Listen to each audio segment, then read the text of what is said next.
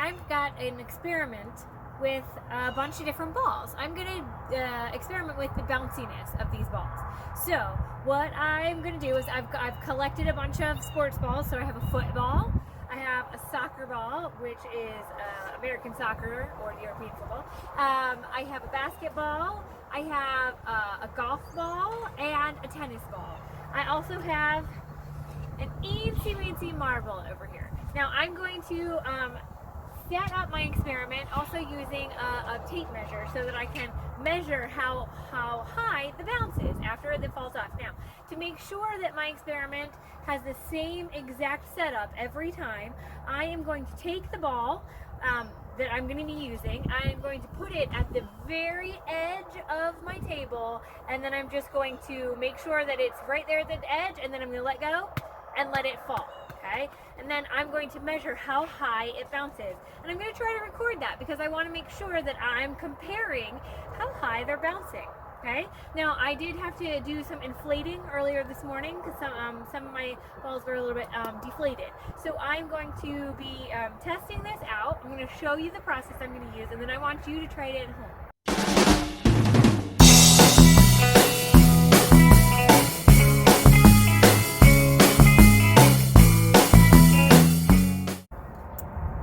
So I have my setup, I've got my ball ready, I've got my tape measure. If you have a meter stick or some other ruler, that would be a great idea to use too, but I've got a tape measure, and so that's what I'm using. So I'm going to take the ball, I'm going to balance it very carefully on the edge, and then I'm going to let it drop, and I'm going to measure how high it bounced, okay? So then I'm going to record it. So I think it was about 23 inches. So I've got my 0 mark here, and I've got my the highest number up here. So I think it bounced about 23 inches. So now I'm going to try another ball. I'm going to try the tennis ball. I'm going to bring it right to the edge and let it tip off. Oh, that one didn't seem to bounce as high. That's interesting. So now I'm going to mark that down. I'm going to try some of my other balls. I'm going to bounce my golf ball, and then I'm going to do another trial. So I'm going to put the soccer ball back up here, and I'm going to bounce it again. I'm going to roll it off and see how high it bounces again, measure it, and then I'm going to look at my measurements just in case there was a crazy number, like it bounced 52 inches. Like, that's pretty crazy. None of the other balls bounced that high, even when I tried it again and again and again. That's called a fluke or an anomaly. So this way I know for sure that it wasn't a fluke, it wasn't some sort of strange, maybe I measured wrong. So I'm going to test it 1, 2, 3 times. That's about my average. So that I'll try them 3 times. So I'll bounce each one, I'll roll each one off the edge. Make sure that my ruler stays put. I'm going to roll each one off the edge and measure it and compare.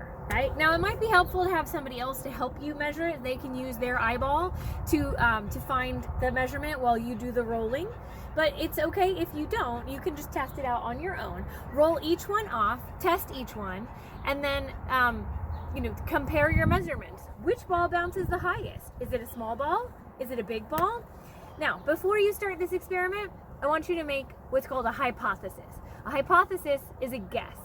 So I want you to guess which one will bounce the highest. Which one do you think will have the highest bounce? A golf ball, a tennis ball, a soccer ball, a football, basketball, baseball, the marble. I want you to test all of them to see whether your hypothesis was correct or not.